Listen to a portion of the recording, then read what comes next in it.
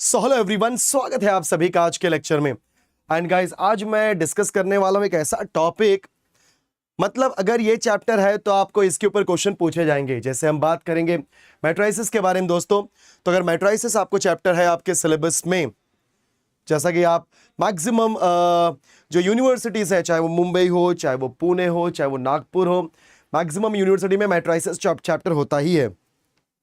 और अगर matrices chapter है तो वहां पे रैंक ऑफ द मैट्रिक्स होता है। ऑलरेडी मैंने आपको रैंक ऑफ द मैट्रिक्स निकालना सिखाया था नॉर्मल फॉर्म में। तो नॉर्मल फॉर्म अगर आपको याद होगा तो हम लोग के पास जो भी मैट्रिक्स होता था उसको कन्वर्ट करते थे आई के फॉर्म में, आई मतलब आइडेंटिटी मैट्रिक्स के रूप में। एंड वहां से हम बोलते थे कि रैंक ऑफ मैट्रिक्स क्या होता है, because we already know that कि rank of matrix is always equal to number of non zero rows, मतलब ऐसे रोज जिसके पूरे एलिमेंट जीरो ना हो, वही हमारा काउंटिंग में आता है रैंक के। अब एक और कॉन्सेप्ट है जिसे हम बोलते हैं, ऑब्वियस सी बात, इसका यूज करते हैं हम लोग रैंक निकालने के लिए, जिसको हम बोलते हैं बच्चों इक्लॉन फॉर्म। यस, इक्लॉन फॉर्म बहुत मस्त कॉन्सेप्ट है बच्चों। जो इक्लॉन फॉर्म होता है, इसका कॉन्सेप्ट क्या है कि अगर आपके पास कोई भी मैट्रिक्स है, मान के चलो आपके पास 4x4 का मैट्रिक्स है, तो आप सभी को पता है कि इस तरीके से एलिमेंट्स होंगे, मतलब ये डायगोनल है, डायगोनल के नीचे के एलिमेंट होने चाहिए जीरो। ध्यान दो बच्चों, ये आपका डायगोनल है, डायगोनल के नीचे मतलब कोई भी, चाहे किसी भी टाइप का मैट्रिक्स क्यों ना हो, राइट, चाहे वो स्क्वायर मैट्रिक्स हो, चाहे वो रेक्टेंगुलर मैट्रिक्स हो, किसी भी टाइप का मैट्रिक्स क्यों ना हो, उससे फर्क नहीं पड़ता। फर्क पड़ता है कि जो हमारा डायगोनल है, डायगोनल के नीचे के एलिमेंट क्या होने चाहिए, जीरो ही होने चाहिए। और याद रखना, इसके अंदर हम लोग सिर्फ और सिर्फ यूज करेंगे रो ट्रांसफॉर्मेशन। याद है बच्चों, बचपन में जब आप क्लास 12th में थे तो आप रिडक्शन मेथड यूज करते थे, याद है रिडक्शन मेथड। रिडक्शन मेथड में आप क्या यूज करते थे, सिर्फ और सिर्फ रो ट्रांसफॉर्मेशन। तो वैसा ही कुछ है। एक बात और, मैंने बोला है कि डायगोनल के नीचे के एलिमेंट जीरो होना कंपलसरी है, लेकिन नॉट नेसेसरी कि डायगोनल का हर एलिमेंट वन हो। कभी कभी किसी और एलिमेंट की वजह से भी नीचे के एलिमेंट जीरो बन जाते हैं। नॉर्मली क्या होता है बच्चों, नॉर्मल फॉर्म अगर आपको याद होगा, हम लोग वन करते थे, वन की मदद से नीचे के दो एलिमेंट जीरो, फिर राइट साइड के दो एलिमेंट जीरो, फिर इसको वन करके नीचे के एलिमेंट जीरो, राइट के एलिमेंट जीरो, मतलब रो और कॉलम दोनों ट्रांसफॉर्मेशन का यूज करके। सही है, लेकिन यहां पर सिर्फ आपको सिर्फ रो ट्रांसफॉर्मेशन ही यूज करना है, और जरूरी नहीं कि डायगोनल पे आपको वैल्यू वन मिले। कोई और नंबर जिसकी वजह से कहीं और भी जीरो बनता है तो आप बना सकते हैं। तो नियम क्या होता है, ये वन होना चाहिए, इसकी मदद से ये तीन एलिमेंट जीरो, अगर ये 4x4 का मैट्रिक्स है, फिर ये वन, इसकी मदद से ये जीरो, ये वन, इसकी मदद से ये जीरो, उसके बाद एंड सो ऑन। तो एवरी टाइम डायगोनल का मदद लेकर के ही आपको उसके नीचे के एलिमेंट को जीरो करना है, उसके ऊपर के एलिमेंट को टच भी नहीं करना है। समझे बच्चों? बिकॉज अगर आप ऊपर के एलिमेंट टच करने गए तो कहीं ना कहीं वो क्या बन जाएगा, आपका normal form. Because normal form एक ऐसा फॉर्म होता है जहां पर आपको मिलता है बच्चों आइडेंटिटी मैट्रिक्स। चलो, सो मैंने क्या बोल दिया, रो ट्रांसफॉर्मेशन ही अप्लाई करेंगे, और डायगोनल के नीचे के एलिमेंट्स क्या होने चाहिए दोस्तों, जीरो। चलो एक क्वेश्चन करते हैं, दिल से बोल रहा हूं, एक ही सवाल करने के बाद आप खुद ही बोलोगी सर बस, क्योंकि इस एक क्वेश्चन के थ्रू आपको समझ में आ जाएगा पूरा कॉन्सेप्ट क्या है। तो क्वेश्चन में वेरी क्लियरली रिटन दैट कि find the rank of the following matrix by using echelon form. ध्यान देना, क्वेश्चन के अंदर क्या बोला है, इक्लॉन फॉर्म बोला है कि नॉर्मल फॉर्म बोला है, बहुत ध्यान से रखना। हो सकता है कि अगर आपको इक्लॉन फॉर्म बोला, आपने रो फॉर्म से सॉरी नॉर्मल फॉर्म से कर दिया तो आंसर तो आ जाएगा rank of the matrix, but ऐसे केस में आपको मार्क्स नहीं मिलेगा क्योंकि आपने फॉर्म मेथड गलत यूज किया है। तो बच्चों हमारे पास ए एक मैट्रिक्स है, ठीक है। सो 2 3 -1 -1, then 1 -1 -2 -4, then 6, then 3, then 0, फिर -7। कुछ तो मिस किया मैंने देखो मिस कर दिया मैंने। सो 3 1 3 -2, then 6 3 0 -7। देख लो बच्चों, ध्यान से देखो, ठीक है। तो मेरे पास ए एक मैट्रिक्स है जिसकी वैल्यू है 2 3 -1 -1, देन उसके बाद हमारा हो जाएगा 1 -1 -2 -4, देन 3 1 3 -2 6 3 0 -7। बहुत ध्यान देना सभी लोग। तो अब सबसे बड़ा सवाल होता है कि सर देखो, जो रूल होता है रूल तो वही फॉलो करेंगे कि इसको 1 करेंगे, इस 1 की मदद से इस एलिमेंट्स को 0 करेंगे। But as a engineering students आप ना कहीं थोड़ा बहुत आपको स्मार्ट वर्क करना पड़ेगा। मतलब आपको रो का ऑपरेशन रो के साथ करके कैलकुलेशन कर सकते हैं, या because it is not like every time आप डिवाइड करके ही 1 कर रहे हो। कभी कभी आपको इंटरचेंज करने से 1 मिलता है, कभी कभी रो को आपस में क्या बोलते हैं कि कैलकुलेशन करने से 1 मिलता है। जैसे इस क्वेश्चन की बात करें तो अगर मैं R1 और R2 को इंटरचेंज कर दूंगा तो हमारा इस प्लेस पे 1 आ जाएगा, या ऐसे भी R1 माइनस R2 करूंगा तो भी 1 बन जाएगा, बिकॉज 2 माइनस 1 क्या होता है दोस्तों 1। तो दोनों तरीके से आप 1 बना सकते हैं। तो चलो हम शुरू करते हैं। पहले हम इंटरचेंज करेंगे भाई, इंटरचेंज अच्छा आता है। सो R1 interchanging with R2 rule रही है, ठीक है। सो हमारा A क्या हो जाएगा बच्चों? यस जल्दी बोलो, A की वैल्यू क्या आएगी? सिर्फ आपका R1 R2 इंटरचेंज हो जाएगा, R3 R4 नो चेंज। चलो अब ये आपका जो R2 था बना दो R1। तो R2 क्या है? 1 minus 1 minus 2 minus 4, 1 minus 1 minus 2 and minus 4। Yes 2 3, ये मेरा R1 है। 2 3 माइनस 1 माइनस 1, 2 3 माइनस 1 माइनस 1। उसके बाद R3 R4 नो चेंज, तो R3 कॉपी करो, 3 1 3 एंड माइनस 2, 6 3 0 माइनस 7। ठीक है, ये हो गया हमारा A। अब क्या करेंगे दोस्तों? देखो यहां पे मैं अब हम क्या करेंगे? यहां पर इस 1 की मदद से 2 3 और 6 को 0 करेंगे। अब 0 करने के लिए क्या बनाएंगे? इक्वेशन। तो इक्वेशन कैसे बनाएंगे मैं आपको बताता हूं। तो जिसको भी 0 करना है उसको पहले लिखो। तो बच्चा यहां पे 2 को 0 करना है, 2 हमारा क्या है? R2 है, तो हमने R2 को पहले लिखा विद द हेल्प ऑफ 1, तो R1। ये प्लस 2 है तो यहां हो जाएगा माइनस 2। देखा आप सभी ने कैसे करना है? जिसको भी 0 करना है उसको पहले लिखो, जिसकी मदद से करना है उसको बाद में लिखो, बिकॉज 2 को 0 करना है which is in R2 with the help of 1 which is in R1। लेकिन बीच में क्या नंबर लिखते हैं? जिसको भी 0 करना है उसका साइन चेंज करके। तो 2 को 0 करना था, 2 यहां पे प्लस है तो बीच में क्या लिखेंगे? माइनस 2। सिमिलरली 3 को 0 करना है, 3 आपका है थर्ड रो में with the help of R1। बच्चों यहां पे प्लस 3 है तो बीच में क्या आएगा? माइनस 3। सिमिलरली 6 को 0 करना है जो कि है फोर्थ रो में, R4 में।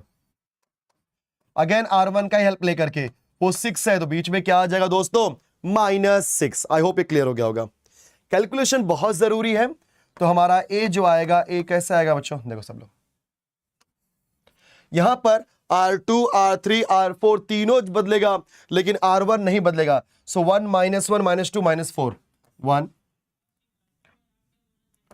Minus 1 minus 2 and minus 4। देखा आप सभी ने? सो 1 माइनस 1 माइनस 2 माइनस 4 नहीं बदला। चलो कैलकुलेशन करते हैं। प्लीज बच्चों कैलकुलेशन में कोई मिस्टेक नहीं करना। तो चलो, तो हमारा R2 बच्चों, R2 यहां पे क्या है? 2, R1 1 है, सो 2 1 जा 2, 2 माइनस 2 क्या हो जाएगा? 0। यहां जाओ, R2 is 3, minus 2 times of R1 is minus 1, so minus 2 into minus 1 होता है प्लस 2, राइट ना बच्चों? यहाँ पे R3 देखो ना, आपका R2 यहाँ पे क्या है? 3 है, माइनस, चलो तो मैं लिख देता हूँ 3 minus 2 times of R1। R1 यहाँ पे क्या है बच्चों? माइनस 1 है। बोलो minus 2 into minus 1 plus 2 plus 2 plus 3 क्या हो जाएगा आपका? 5 हो गया। ये भी यहाँ देखो, R2 क्या है? माइनस 1, फिर माइनस 2 टाइम्स ऑफ R1, इसका R1 क्या है दोस्तों? Minus 2। So minus 2 into minus 2 plus 4 minus 1 करेंगे तो आंसर आ जाएगा 3। यहां देख लो, R2 आपका है minus 1, minus 2 times of R1 which is minus 4। So minus 2 into minus 4 क्या होगा? 4 2 जा 8, 8 माइनस 1 क्या होता है बच्चों? 7। कैलकुलेशन ही इसके अंदर सबसे बड़ा रोल प्ले करते हैं। अगर आप कैलकुलेशन सही तरीके से करते हैं तो आपका कोई भी सवाल गलत नहीं होगा। ठीक है, अगली बारी क्या आती है? देखो यहां देखो, R3 माइनस 3 R1, तो बोलो R3 यहां पे क्या है? 3 minus 3 times of R1 is 1, सो 3 1 जा 3, 3 माइनस 3 क्या होता है बच्चों? 0। नेक्स्ट R3 है 1 minus 3 times of R1, R1 is minus 1, so minus 3 into minus 1 is plus 3 plus 3 plus 1 क्या होता है बच्चों? 4। मैं डायरेक्टली कर रहा हूं। R3 is 3 minus 3 times of R2, so minus 3 into minus 2 plus 6 plus 3 क्या होता है दोस्तों? 9। ओहो मजा आ रहा है, मजा आ रहा है। बोलो R3 क्या है, -2, -3 into R1 is -4, 4 3 are 12, plus 12 -2 क्या होता है बच्चों, 10। ये पूरा कैलकुलेशन का गेम है, पूरा कैलकुलेशन गेम बच्चों। नेक्स्ट R4 ये तो जीरो हो ही जाएगा, इसको जीरो बनाने के लिए सारा तिकड़मबाजी किया हमने। चलो नाउ R4 यहां पे क्या है दोस्तों, R4 is 3 -6 times of R1 यहां पे है -1, सो -6 इंटू -1 हो जाएगा +6, और R3 यहां पे 3 है, तो +6 + 3 क्या होता है दोस्तों, 9। नेक्स्ट R4 आपका 0 है, खत्म हो जाएगा, -6 टाइम्स ऑफ R1 इज -2, तो 6 2 +12 हो जाएगा। R4 है आपका -7, -6 times of R1 is -4, 6 4 24, minus plus +24, 24 - 7 बच्चों कितना आएगा, देख लो फिर से, ये आपका R4 -7, फिर -6 times of R1 is -4, so -6 into -4 होता है 24, और -7, 24 - 7 करेंगे तो क्या आएगा दोस्तों, 17। आई होप ये स्टेप क्लियर है, देख लो सब लोग बच्चों, ये स्टेप क्लियर है क्या सभी को, फटाफट बोलना मुझे, क्योंकि जैसे आपने कैलकुलेशन की आपको वैल्यू क्या मिली, 1 - 1 -2 -4 0 5 3 7 0 4 9 10 एंड 0 9 12 17, करेक्ट है, यस। अगली बारी, अब मुझे इसको 1 करना है, बिकॉज ये 1 करके इन तीनों को 0 किया, अब इसको 1 करना है बच्चों। इसको 1 करने का सबसे सिंपल तरीका, उसी नंबर से डिवाइड करो, बट याद रखना डिवीजन एक अच्छा मेथड माना जाता है, बट थोड़ा सा डिवीजन की वजह से कैलकुलेशन पार्ट बढ़ जाता है, तो कुछ ऐसा करो कि बोलते सांप भी मर जाए लाठी भी ना टूटे, सोचो सांप भी मर जाए लाठी भी ना टूटे, मतलब 1 भी आ जाए और कैलकुलेशन बड़ा भी ना हो। तो बच्चों अगर मैं 5 - 4 करूंगा तो आंसर क्या आएगा, 1, और मुझे इधर 1 तो चाहिए, हो गया। तो 5 - 4 मतलब R2, 4 मतलब R3, दोनों को सब्ट्रैक्ट कर दो, तो R2 - R3 करेंगे तो हमारा आंसर आ जाएगा। चलो नेक्स्ट पेज पे आते हैं दोस्तों। सो A इज इक्वल टू, अब ध्यान से देखियो सब लोग, यहां पर सिर्फ और सिर्फ कौन बदलेगा, आपका R1 बदले, सॉरी R2 बदलेगा और कोई नहीं, तो R2 ही बदलेगा सिर्फ। सो 1 - 1 -2 -4, 1 - 1 -2 -4 कॉपी किया, R2 बदलने वाला है। फिर R3 क्या है बच्चों, 0 4 9 10, 0 4 9 10। R4 क्या है, 0 9 12 17, 0 9 12 एंड 17। चलो अब हम बदलते हैं किसको, अपने R2 को, तो 0 - 0 0, 5 - 4 1 होगा बच्चों, 3 - 9 इज -6, और 7 - 10 क्या हो जाएगा, -3। तो आपको वैल्यू क्या मिली, 0 - 0 1, 5 - 4 1, यहां हो जाएगा -3, बराबर था, -3 आया था ना, 3 नहीं 3 - 9 इज -6 बच्चों, यहां पे -6 आएगा। हाँ नेक्स्ट 7 - 10 क्या था आपका, -3, चेक करो बराबर है, यस। अब अगली बारी सर ध्यान दो, अगली बारी है इस 1 की मदद से 4 और 9 को 0 करना, तो 1 की मदद से 4 और 9 को 0 करेंगे, तो 4 बोलो कौन से रो में है, 3rd रो में है, R3 को 0 करना है with the help of this 1 is in 2nd रो। अब ये +4 है तो बीच में क्या लिखेंगे, -4, साइड में कॉमा, फिर मुझे इस 9 को 0 करना है जो कि R4 में है, विद द हेल्प ऑफ 1 मतलब R2, बच्चों ये +9 है तो बीच में क्या आएगा, -9। चलो ये भी हो गया। सो फाइनली आपका A, एकदम ध्यान से देखो क्योंकि एक क्वेश्चन के थ्रू सब समझ जाएगा, बिकॉज मैं उसमें हर चीज बताने की कोशिश कर रहा हूं बच्चों, ठीक है, हर चीज। सो R3 - 4 R2 R4 जो भी है, तो R3 और R4 बदलेगा, R1 R2 नहीं, सो 1 - 1 -2 -4। चलो भाई अभी क्या हो जाएगा, 0 1 -6, आपके पास तो कैलकुलेटर होगा तो उसका यूज करके आप कैलकुलेशन कर लो। तो जो चीजें एक बार 0 बन जाती थी, दिमाग लगाओ, जो चीजें एक बार 0 बन जाती हैं वो चेंज नहीं होती है अनटिल एंड अनलेस अगर आपने कोई गलत इक्वेशन ना बनाया हो। इन दोनों को 0 बनाने के लिए कार्यक्रम कर रहे हो आप, तो दोनों 0 बनेगा ही बनेगा, सोचो मत ज्यादा।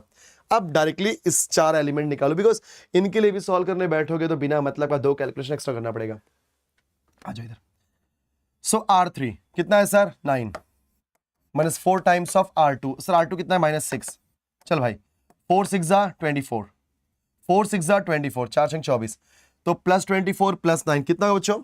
24 प्लस 9 9 4 33 आ गया।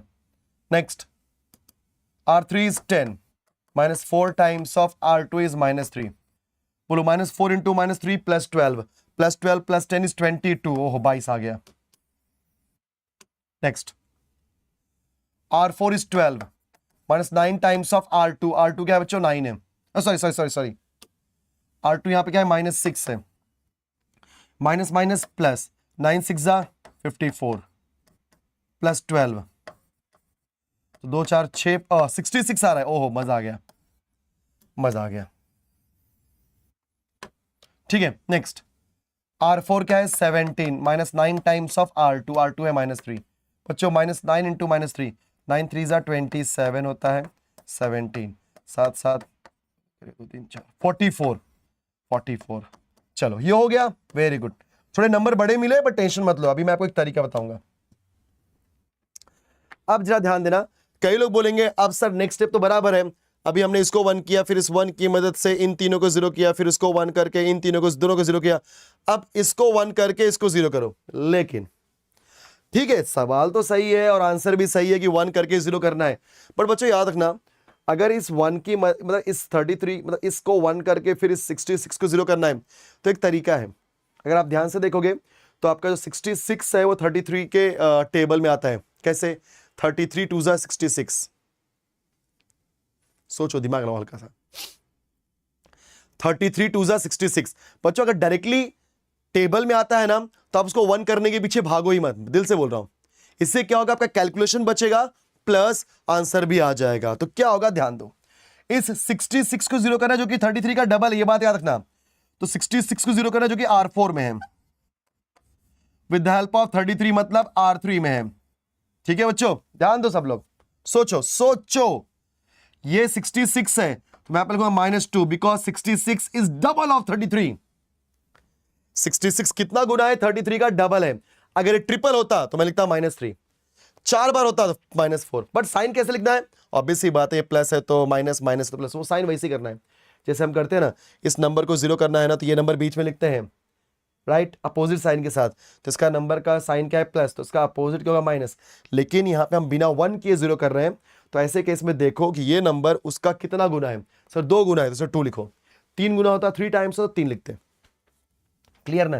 तो हमेशा रखना, ऐसे आप कर सकते हैं। तो बच्चों आपका ए यहां पर क्या हो जाएगा? ध्यान दो, सिर्फ आपका क्या बदलेगा यहां पर? R4 बदलेगा, R1 R2 R3 नहीं।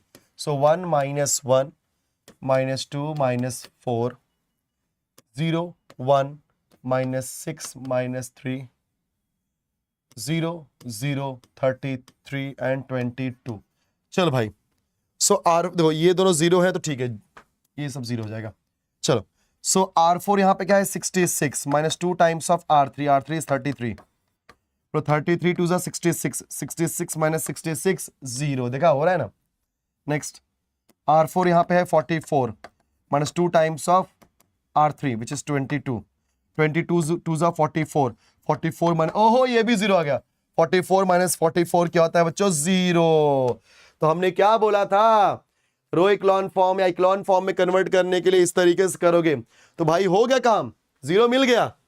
ठीक है, तो अब बताओ, अगर मुझे निकालना है रैंक तो बोलो क्या आएगा? बिकॉज हो गया ना, इसकी वजह से 0 करना, काम खत्म, आगे कोई एलिमेंट है भी नहीं। तो बोलो यहाँ पे कितने नॉन जीरो रोज है? नॉन जीरो मतलब जिसके सारे एलिमेंट पूरी तरीके से 0 नहीं है।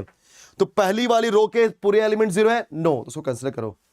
सेकेंड वाले के भी नो, कंसिडर करो। थर्ड वाले के भी नो, सारे एलिमेंट 0 है क्या? नहीं, तो उसको भी कंसीडर करना है। फोर्थ वाले के, सर फोर्थ वाले के सारे एलिमेंट 0 हो गए तो उसको आपको कंसीडर नहीं करना है।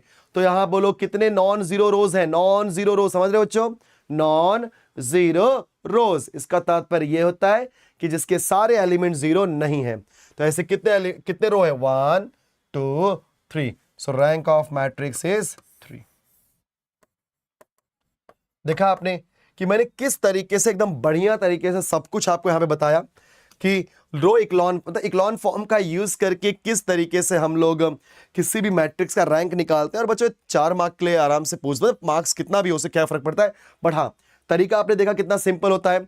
और सबसे बड़ी बात होती है एवरी टाइम मैं 1 बनाने के लिए डिवाइड नहीं कर रहा हूँ, थोड़ा बहुत बोलते जुगाड़ कर रहा हूँ या थोड़ा बहुत ऐसी चीज़ें डाल रहा हूँ कि जिससे कैलकुलेशन आसान बन जाए। तो अगर आप किसी रो से इंटरचेंज कर सकते हो तो कर दो, फर्स्ट पॉइंट क्लियर। किसी रो के साथ ऑपरेशन करके 1 कर सकते हो तो कर दो, जैसे 5 - 4 था याद है ना, R2 - R3 किया था मैंने।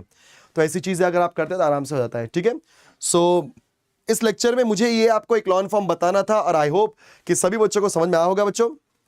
और याद रखना जो हमारा दिनेश सर इंजीनियरिंग ऐप है वहां पर आपको आपकी यूनिवर्सिटी से रिलेटेड सारे कोर्स अवेलेबल है, जाओ और उसके ऊपर मैंने ऐसे ऐसे टॉपिक के ऊपर मल्टीपल एग्जांपल्स डाले हुए हैं एकदम सिंपल तरीके से, ठीक है, और उसको एंजॉय करो।